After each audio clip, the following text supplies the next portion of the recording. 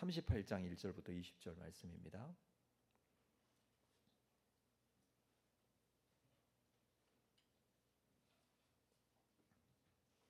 출애굽기 38장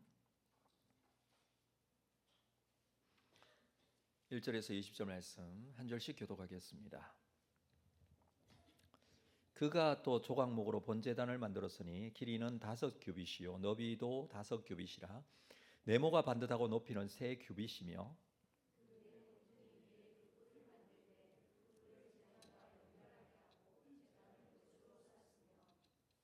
제단의 모든 기구 곧 통과 부삽과 대야와 고기 갈고리와 불 옮기는 그릇을 다 노수로 만들고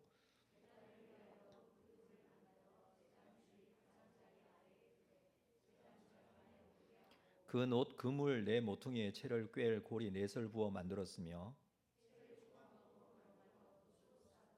제단 양쪽 고리에 그 채를 꿰어 매게 하였으며 제단은 늘판으로 속이 비게 만들었더라.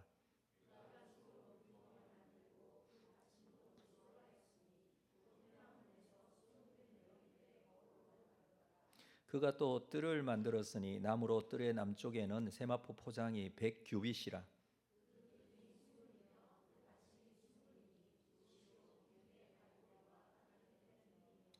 그 북쪽에도 100규빗이라 그 기둥이 스물이며 그 받침이 스물이니 노시요 기둥의 갈고리와 가름대는 은이며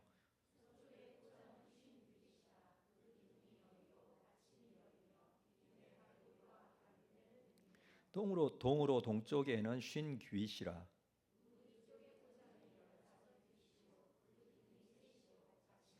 문 저쪽도 그와 같으니 문 이쪽 저쪽의 포장이 15규빗씩이요 그 기둥이 셋씩 받침이 셋씩이라 기둥 받침은 노시요 기둥의 갈고리와 가름대는 은이요 기둥 머리 싸개는 은이며 뜰의 모든 기둥에 은 가름대를 꿰었으며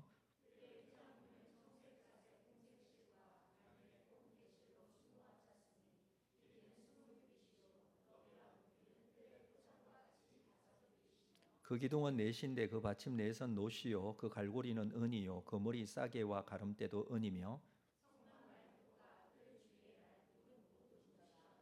아멘 할렐루야. 주님 앞에 나오신 여러분 모두 주님의 이름으로 환영하고 축복합니다. 예, 우리 합디자우로 한번 인사할까요? 기도로 승리하십시오. 이렇게 예. 우리가 무엇으로 이길 수 있겠습니까? 힘과 능력으로 이길 수 있겠습니까? 잘남으로 이길 수 있겠습니까? 자신 있는 분도 있겠지만 거의 대부분은 가지고 있는 능력으로는 해결이 안 되는 게 우리의 삶이 아닐까 이렇게 생각합니다. 우리가 간구할 때 하나님의 능력이 우리와 함께 하실 줄로 믿습니다. 보여주시고 인도해 가시는 귀한 시간이 되었으면 좋겠습니다. 그러기에는 참 말씀을 읽는데 말씀이 너무 어렵고 난해하고 좀 헷갈리기도 하고 그렇습니다. 그러나 말씀의 해석은 그리고 그 적용은 성령께서 우리의 마음속에 주시는 줄로 믿고 우리가 말씀을 좀 보도록 하겠습니다. 지금 성막 건축이 진행되고 있습니다. 성막 건축을 위한 재료들이 넉넉히 모아졌습니다. 건축할 기술자들도 모였습니다. 여기에는 자원하는 마음이 우선이었습니다. 기술자들도 또 사용되어질 재료를 드리는 마음도 모두 자원하는 마음이었습니다. 성막 건축 자체가 하나님께 헌신으로 드려지기에 자원하는 마음이 우선시 되었다는 것입니다. 모여진 이 재료들을 가지고 기술자들과 함께 성막을 먼저 짓습니다. 36장 8절 이후에 나오는데 일하는 사람 중에 마음이 지혜로운 모든 사람이 열폭휘장으로 성막을 지었다 이렇게 먼저 기록하고 있습니다.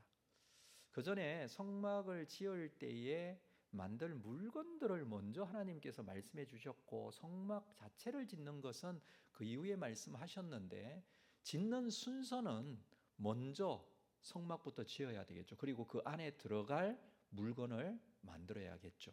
물건부터 만들어 놓으면 보관도 문제가 되고 여러 가지로 해서 성막부터 짓습니다. 교회를 짓는다고 생각해 보십시오. 교회를 지을 때 건물부터 짓지 의자부터 갖다 놓지는 않잖아요. 그래서 건물을 짓듯이 성막을 먼저 짓습니다. 그 자세한 내용을 36장에서 잘 기록하고 있고요. 그리고 그 안에 들어갈 기구들을 만들었는데 제일 먼저 37장 1절에 보면 궤를 만들었다.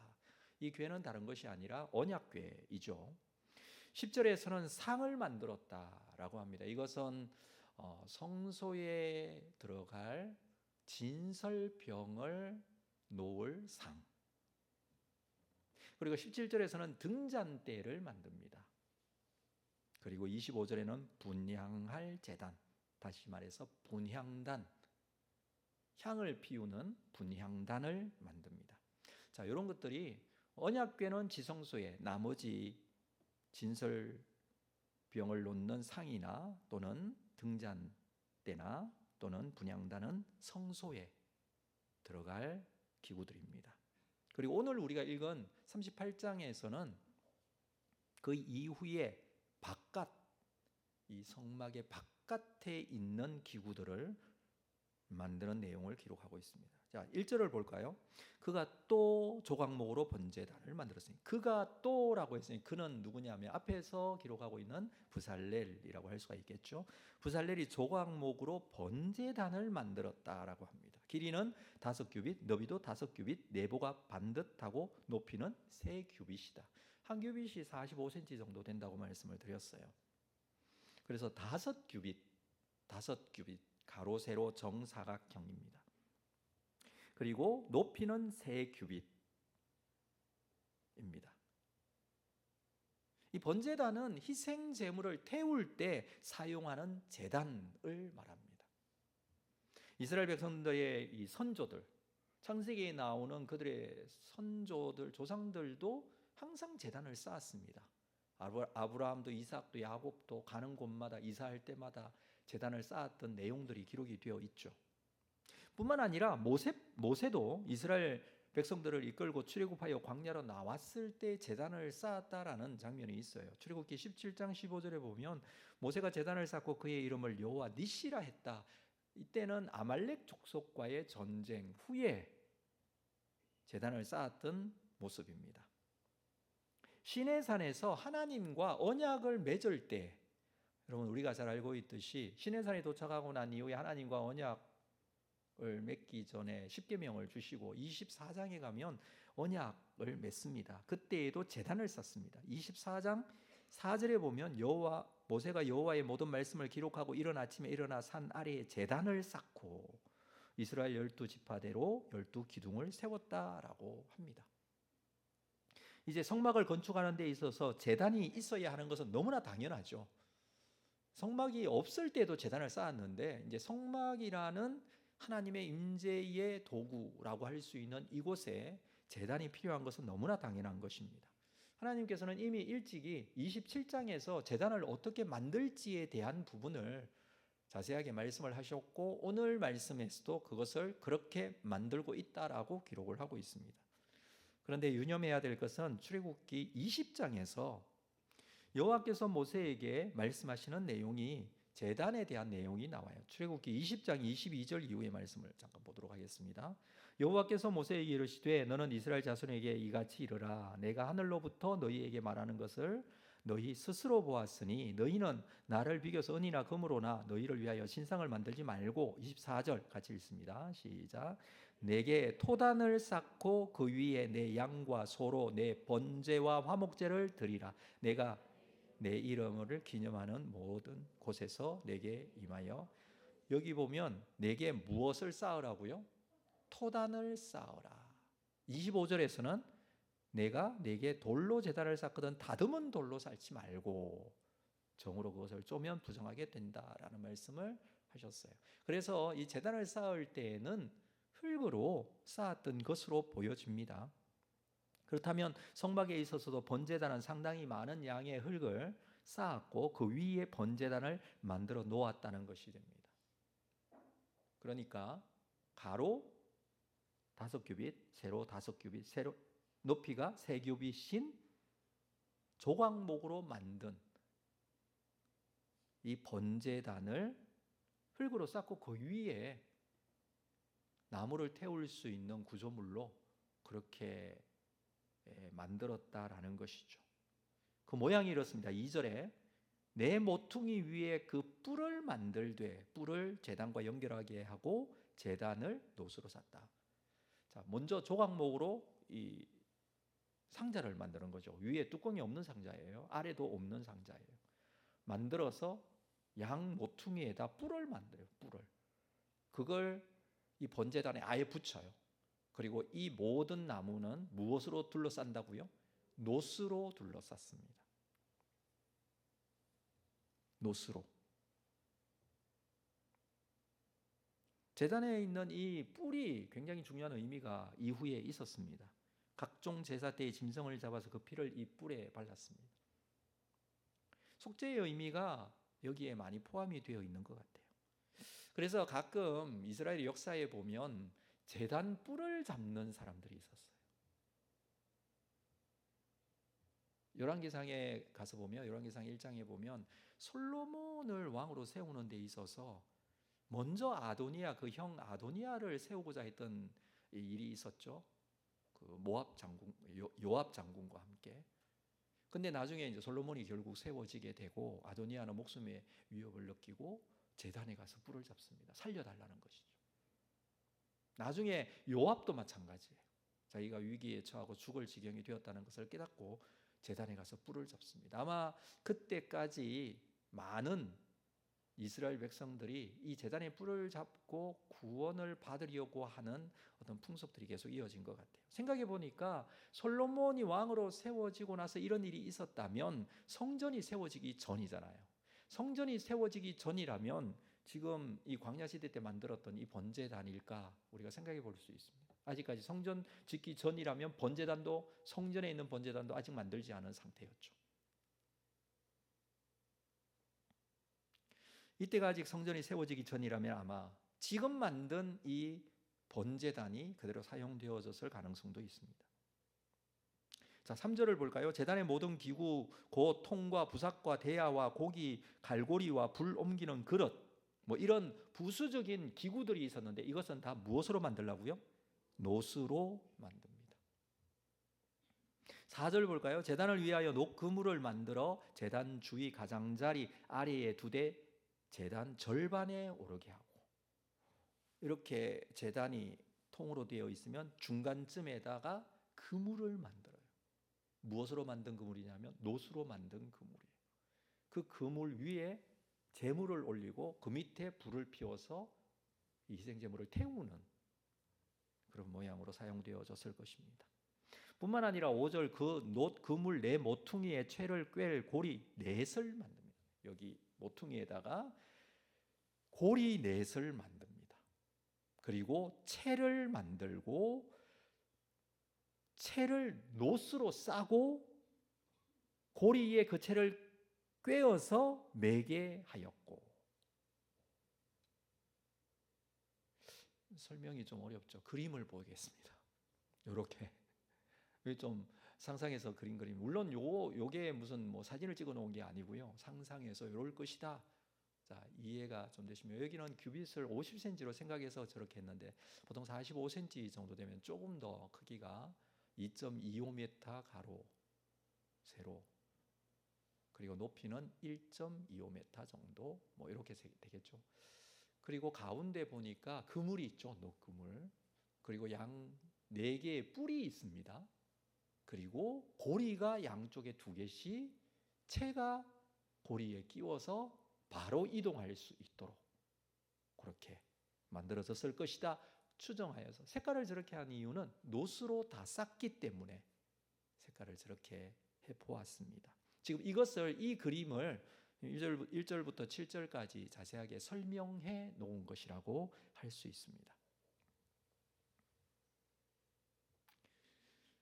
여러분 생각해 보니까 성소와 지성소 안에 있는 기구들과 차이점이 있다면 공통점이 있기도 하지만 차이점이 있다면 거기에 있는 기구들은 금으로 만들든지 금으로 싸든지 근데 번제단은 노수로 만들든지 노수로 싸든지 뭐 이렇게 했다는 것이 차이점이라고 생각이 되어집니다.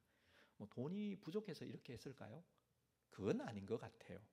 왜냐하면 번제단이라는 것 자체가 불을 피워야 되고 강한 열을 견딜 수 있는 재료여야 한다는 것이죠. 거기에는 이 놋이 사용되어졌다라고 할 수가 있습니다. 자, 두 번째 물건을 만듭니다. 8절. 그가 놋으로 물두멍을 만듭니다. 그 받침도 놋으로 하였으니 곧 회막문에서 수종드는 여인들의 거울로 만들었더라. 물두멍이 뭐냐 하면 물을 담아 놓는 큰 대야 같은 거예요. 이게 놋으로 만든 물두멍이에요. 놋으로 만들어 놓고 밑에 받침도 있었는데 받침도 놋으로 만들었습니다. 출애굽기 30장에서 이미 이 물두멍을 만드는 부분에 대해서 자세하게 설명을 했기 때문에 오늘 말씀에서는 간단하게 한 절로 이렇게 기록을 하고 있지만 출애굽기 30장을 볼까요? 그 물두멍을 만드는 이유를 이렇게 기록합니다. 여호와께서 모세에게 말씀하여 이르시되 너는 물두멍을 놋으로 만들고 그 받침도 놋으로 만들어 씻게 하되 그것을 회막과 제단 사이에, 회막이 있고 지금 번제단이 있잖아요. 그 사이에 물두멍이 있었다. 배치가 그렇습니다. 그리고 그 속에 물을 담고 19절 아론과 그의 아들들이 그 두멍에서 수족을 씻되, 그러니까 손과 발을 씻는 용도예요. 물두멍은 20절 그들이 회막에 들어갈 때에 물로 씻어 죽기를 면할 것이요 제단에 가까이 가서 그 직분을 행하여 여호와 앞에 화제를 살을 때에도 그리할지니라. 제사장의 직분을 행할 때에 물두멍에서 물을 떠다가 손발을 씻어야 합니다. 21절 이와 같이 그들이 그 수족을 씻어 죽기를 면할지니 이는 그와 그의 자손이 대대로 영원히 지킬 규례니라. 자, 하나님 앞에 나아가서 수종들 때 정말 중요한 게 정결의식입니다. 인간의 죄성 우리가 분명히 인정하고 하나님 앞에 나아갈 때는 거룩하게 나아가야 하는데 그 의식을 행하면서 정결의식을 통하여서 사역할 수 있도록 했다라는 것입니다. 그래서 언제나 성막에 들어갈 때 혹은 제단으로 갈 때에도 물두멍에서 물을 떠다가 손발을 씻는 물, 그것을 저장해 놓았습니다. 자, 중요한 것은 이 물두멍을 무엇으로 만들었냐 하면 놋으로 만들었다. 그 받침도 놋으로 만들었는데 이렇게 받침을 따로 만든 것은 이동용으로 일단 성전의 모든 기구들이 만들어지고 있기 때문에 이동하기에 편리하도록 하게 된 것 같아요. 아론과 그의 자녀들인 제사장으로서의 사역하기 위해서 이러한 정결의식을 반드시 해야 합니다. 그런데 특징적인 것은 이 물두멍의 규격은 나오지 않아요. 크기가 없어요. 성전에 보면 성경에 따로 다른 것들은 다 크기 사이즈가 있는데 이건 지금 없어요. 어느 정도 될까? 상상할 뿐이에요. 상상할 뿐이에요. 전승에 의하면 유대인의 전승에 따르면 4명의 제사장이 동시에 씻을 수 있는 크기, 그리고 동시에 씻을 때에 충분한 물의 양을 담을 수 있을 정도. 중요한 것은 그 씻을 수 있는 양이 얼마나 되는지 사람마다 어떤 사람은 굉장히 물을 많이 쓰는 사람이 있더라고요. 어떤 사람은 고양이 세수하는 사람도 있고 하기 때문에 양을 가늠하기는 쉽지가 않습니다. 자, 중요한 것은 이 물두멍은 회막문에서 수종드는 여인들의 거울로 만들었다. 회막문에서 수종드는 여인, 그들의 가지고 있는 거울로 만들었다. 자, 지금까지 나오지 않은 내용이 나왔어요. 모세오경에 지금 모세오경 자체에 회막에 수종드는 여인이 따로 기록되어 있지는 않아요. 근데 그들이 갑자기 등장했고 그들이 사용하는 거울, 물론 거울인 그때는 녹거울이에요. 지금같이 유리로 거울을 만들지 못했어요. 그래서 놋으로 거울을 만들고 깨끗하게 닦아서 보면 이렇게 울렁울렁하게 보이는 그 정도이겠죠. 그것을 얼마나 깨끗하게 얼마나 평평하게 잘 만드느냐에 따라서 이제 보이는 것도 달라지겠죠. 근데 거울을 사용하려면 어떻게 해야 돼요? 매일 닦아야 돼요. 이거 안 닦으면 녹그릇을 혹시 사용해 보셨나요? 녹그릇 매번 닦아야 되잖아요. 닦아야지 반짝반짝하게 되듯이 거울도 쓰려면 계속 닦아야 돼요. 그리고 거울은요, 그 당시 여인들의 가지고 있는 물건 중에 보물에 해당되는 거예요. 지금은 뭐 손거울 너무나 쉽게 구하기도 하고 쓰기도 하고, 네. 그렇지만 그때는 이게 보물이에요, 보물. 보물로 여겨졌던 이 여인들, 회막문에서 수종들은 여인들의 손거울을 모았다. 그 숫자가 얼마가 되는지 우리는 몰라요. 그래서 우리가 좀 상상해 보건대 온 이스라엘 여인들이 돌아가면서 이 일을 했는지, 또 이 일은 성막을 중심으로 자원봉사하는 여인이었는지 정확하게 알 수는 없습니다만은 숫자가 적은 숫자는 아니었다라는 것을 알게 됩니다. 나중에 사무엘상에 가서 보면 엘리의 아들들이 이게 회막에서 수종드는 여인들과 동침했다, 이런 내용들이 나오기는 해요. 그때까지도 아마 이런 성전에서 또는 성막에서 수종드는 여인들이 있었던 것으로 보여집니다. 이 여인들이 가지고 있었던 이 놋거울을 모아서 물두멍을 만들었습니다. 놋이라는 것은 구리에 아연을 섞어서 만든 합금인데, 이 놋은요, 가공하기가 쉽고 녹도 잘 쓸지 않습니다. 그래서 이런 용도로 지금 이 물두멍도 만들었다라는 것을 보게 됩니다. 마지막으로 만든, 오늘 본문에서 기록하고 있는 것은 성막의 뜰이라고 합니다. 뜰. 자, 이 뜰도 사실 성막에 포함되어 있는데요. 성막은 거룩한 장소이고 뜰의 범위를 표시하고 사람이나 짐승들이 함부로 들어올 수 없도록 출입을 제한했습니다. 그래서 울타리가 필요했다라는 것이죠. 자, 9절 볼까요? 그가 또 뜰을 만들었으니 나무로 뜰의 남쪽에는 세마포 포장이 100규빗이라고 합니다. 100규빗. 그러니까 지금 성막이 세워졌어요. 그 안에 기구들을 만들었어요. 그 사이에 뭐가 있다고요? 물두멍이 있어요. 그리고 그 옆에 번제단이 있어요. 그리고 이 모두를 감싸는 울타리를 지금 얘기하고 있습니다. 이 울타리가 만들어지면 나머지 부분은 다 뜰이 되는 거예요. 그래서 뜰을 만들었다, 지금 그렇게 표현하고 있는 것이죠. 그런데 이 남쪽의 크기가, 이 울타리 크기가 100규빗, 몇 미터일까요? 45m. 예, 정신을 차리고 계시네요. 100규빗이니 45m. 자, 10절. 그 기둥이 몇 개? 20이고 그 받침이 20이고 기둥의 갈고리와 가름대는 은이지만 받침은 놋으로 만듭니다. 기둥이 있었고, 예. 그리고 남쪽이 100규빗이면 북쪽도 100규빗. 동쪽과 서쪽은 몇 규빗일까요? 12절. 서쪽의 포장은 50규빗, 50규빗이에요. 그 기둥이 열리고 받침이 열리고 기둥은 갈고리와 가름대와 은이고, 13절.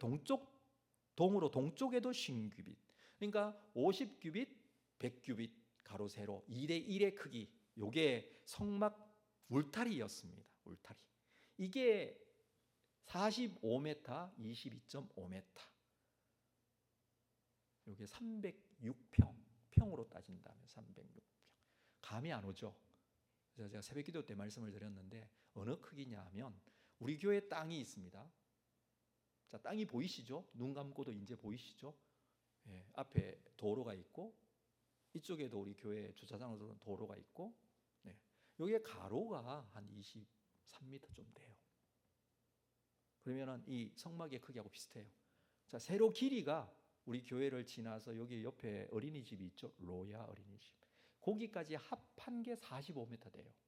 그러면 우리 교회 로야 어린이집까지 합하면 성막의 울타리 크기쯤 됩니다. 네. 길이를 제가 또 재봤어요. 다시 오늘 지도에서 그 길이 재는 게 있더라고요. 딱 재보니까 딱 그 정도예요. 딱 그 정도 크기. 그러니까 또 궁금한 게 안에 성막의 크기도 궁금하잖아요. 이게 울타리이고 안에 성막이 그 안에 있는데, 성막 크기를 보면 성막은요 30규빗, 10규빗이에요. 지성소가 10규빗, 10규빗이고 성소가 20규빗, 10규빗이고, 그 정도 되니까 그것도 제가 사이즈를 생각해 봤는데, 지금 여기 앉아 계시는 1분단, 2분단 요 두 개를 합하면 성소, 지성소를 합한 크기 돼요. 요 정도. 그러니까 앞쪽에 있는 요분은 지성소, 뒤쪽에는 저쪽이 입구니까 성소. 네, 앞으로는 성소에서 지성소로 나오시기를 바랍니다. 요 정도 크기라고 생각하시면 돼요. 여기 한 4.5m 정도 가로, 그리고 세로는 13m 정도, 요 정도 크기. 요게 성막 휘장을 덮어 놓은 성막의 크기였다. 그게 한 41평쯤 된다고 합니다. 자, 이 울타리가 있었고요. 울타리가 총 100규빗, 50규빗이었는데 여기에 동쪽에 문이 있었어요. 동쪽에. 울타리면 문이 있어야 되잖아요. 그 문에 대한 이야기가 14절. 문 이쪽에 포장이 15규빗이고 그 기둥이 셋이고 받침이 셋이고. 15절. 문 저쪽도 그와 같으니 뜰 문 이쪽 저쪽에 포장이 15규빗이요 그 기둥이 셋씩 받침이 셋이라. 자, 이게 문이 있는 쪽은 동쪽이었는데 동쪽 전체 길이가 50규빗이고요. 문이 있고 이쪽이 15규빗, 이쪽이 15규빗. 그러면 30규빗을 빼면은 문은 몇 규빗? 정신을 놓고 계시네요. 다시 50규빗 중에 15규빗이 이쪽에 있고 반대쪽에 15규빗이 있으면 문은 몇 규빗? 20규빗. 한 9m 정도. 문이 9m였어요. 네, 저도 이제 설명하기가 좀 어려워서 위에서 본 평면도를 한번 볼까요? 좀 보여주시죠, 그림. 네, 이렇게 있습니다. 지금 울타리가 이렇게 쳐져 있습니다. 북쪽이 있고 아래쪽이 남쪽이고 위쪽이 북쪽이고 왼쪽이 서쪽이고 오른쪽이 동쪽인데 동쪽에 문이 있어요. 자, 문이 있는데 그게 20규빗 정도 되고 위쪽이 15, 밑에 15. 기둥이 몇 개인지 이게 다 기둥을 세서 지금 넣어 놓은 거고요. 거기 들어가면 번제단이 있고 그 안쪽에 물두멍이 있고 그 안쪽에 성막이 있습니다. 성막. 그 성막도 3대 1로 직사각형으로 생겼는데 안에 들어가면 지성소가 2대 1의 성소가 2대 1의 크기. 거기에는 뭐가 있냐면 상이 있고 그리고 향단이 있고 그리고 촛대가 있고 안쪽에 휘장을 통해서 지성소에 들어가면 언약궤가 있고 이 구조를 머릿속에 이렇게 넣어 놓으시면 이제 성막은 여러분들이 다 끝나는 거예요.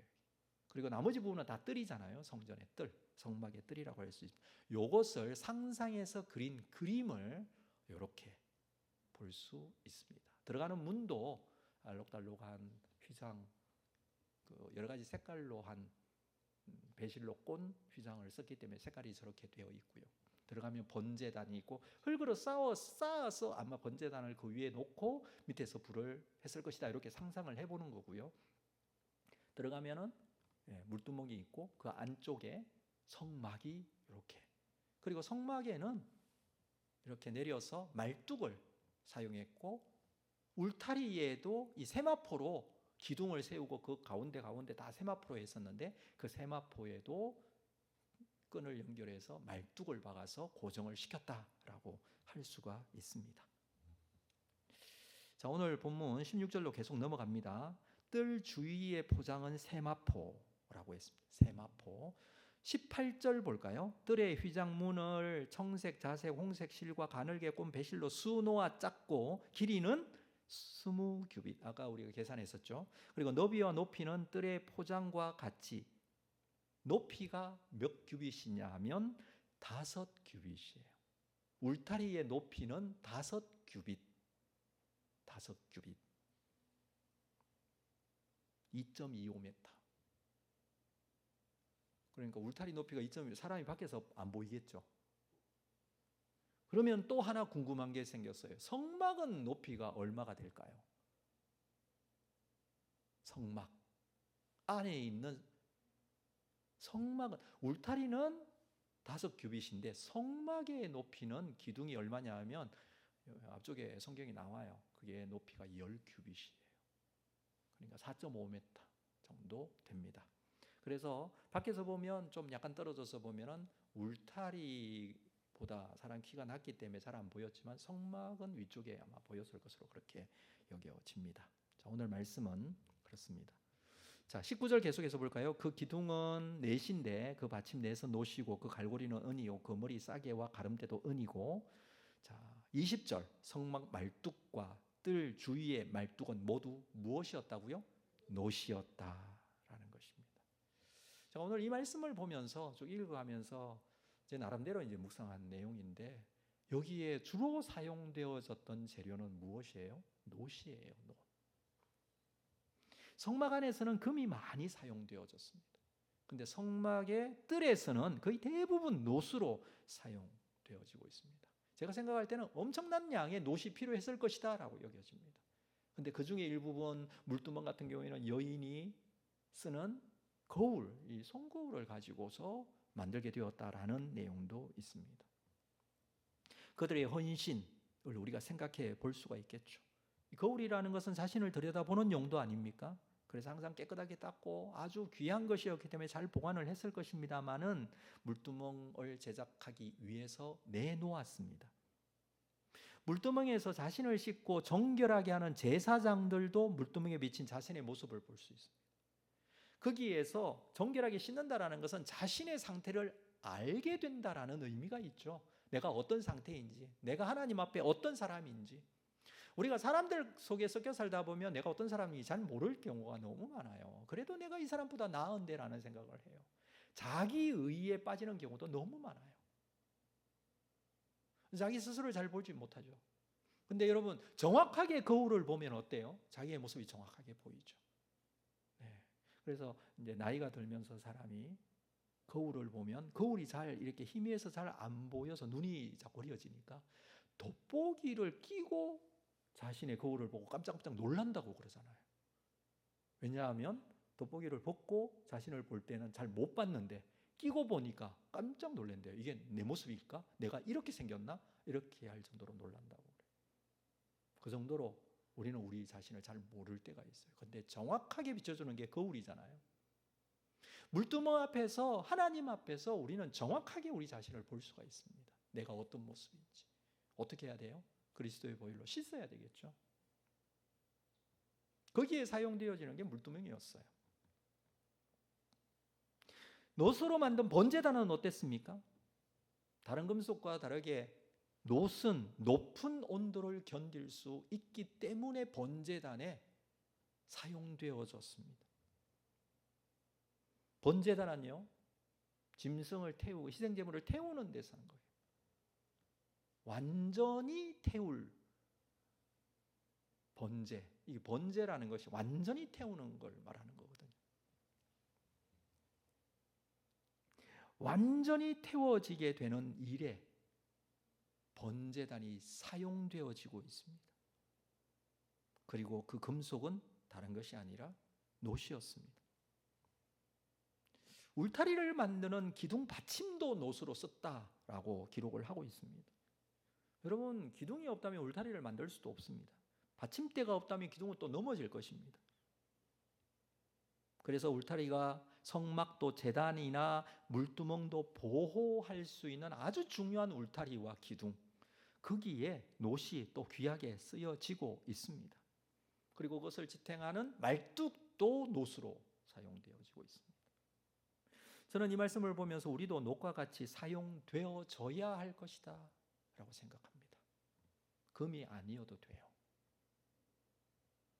금은 비싸고 고급스럽지만, 그래서 성막 안에서 사용할 수 있지만, 그래도 금을 가지고 번제단을 만든다든지 물두멍을 만든다든지 말뚝을 만든다든지 이렇게 할 수가 없어요. 왜냐하면 금은 노보다도 사용 용도가 제한적이에요. 야외에서 사용되지만, 그래서 그냥 사용되어지는 것 같지만 얼마나 귀하게 사용되어지고 있는지 모릅니다. 우리 또한 하나님 앞에 이렇게 쓰임받는 귀한 은혜가 있기를 주님의 이름으로 축복합니다. 하나님 앞에서 자꾸 아끼면 녹슬어 없어집니다. 그러나 노은 녹슬지 않아요. 하나님께서 사용하셔서 녹슬어 없어지는 금속이 아니라 따라서 많이 썼기 때문에 따라서 없어지는 물건이었을 것입니다. 중요한 것은 어떻게 사용되어지는가가 중요하죠. 하나님의 손에 들려서 쓰임받을 때 하나님께서는 그것을 통하여 하나님 나라의 귀한 역사로 한 부분 한 부분 사용하실 것입니다. 정말 한쪽 귀퉁이에 있는 물건이었지만 그러나 그곳에서 녹슬지 않고 사용되어졌던 노수로 만든 말뚝이나 기둥 받침이나 물두멍이나 번제단처럼 하나님 앞에 있는 자리, 그 자리 지키면서 베풀어 주시는 하나님의 은혜의 힘과 능력으로 하나님 나라에 귀하게 쓰임받는 우리 모두의 삶이 될 수 있기를 주의 이름으로 축복합니다. 기도하겠습니다. 하나님 아버지, 은혜를 감사합니다. 출애굽한 이스라엘 백성들에게 성막을 만들라 하시면서 세부적인 내용들을 우리에게 알려주시면서 우리도 이와 같이 쓰임받고 사용되어질 수 있음을 고백하게 됩니다. 이 말씀 우리의 마음에 품는 나의 말씀이 되기를 원합니다. 붙들고 기도해 나갈 때 주께서 사용하시면 우리의 연약함이 부족함이 아니라 오히려 하나님의 기쁘신 도구가 되어 하나님의 영광을 드러내는 귀한 삶이 될 줄로 믿습니다. 오늘도 기도하며 나아갈 때에 우리에게 진정한 부르심과 헌신에 대한 확신을 가지고 쓰임받을 수 있도록 인도하여 주옵소서. 예수님의 이름으로 기도합니다. 아멘. 우리 찬양 드리겠습니다. 믿음과 삶을 살아내는 실력이